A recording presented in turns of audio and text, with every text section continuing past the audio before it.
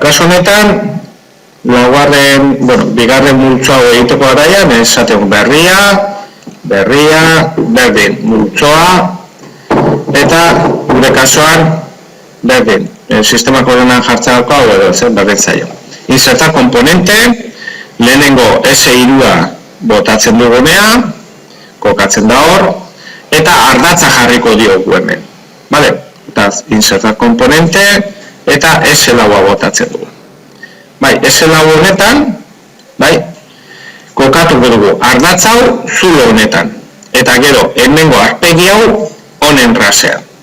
Edo, hemengo hau eta 10 mm gora hau jarriko dugu. Azten gara.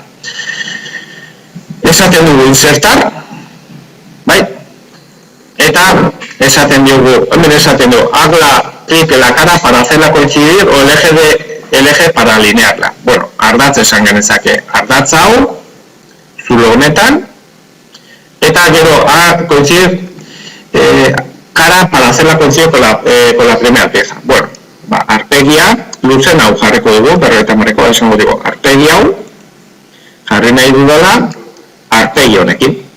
Eta listo, hor da hau jarria.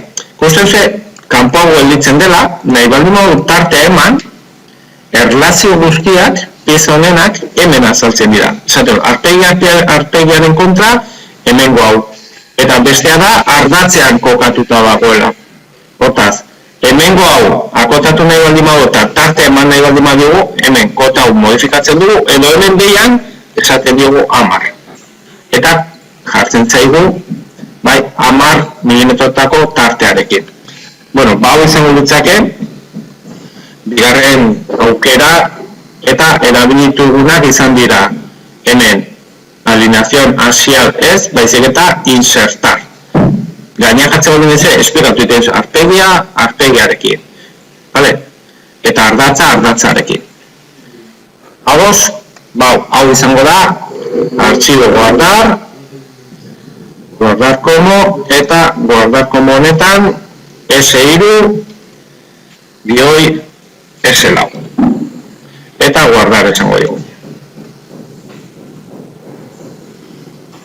Dudak?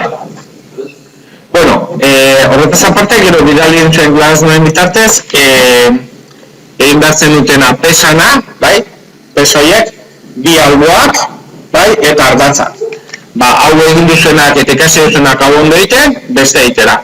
Baina hemen esaten dudan bezala egin baduz, Dudak, lanean.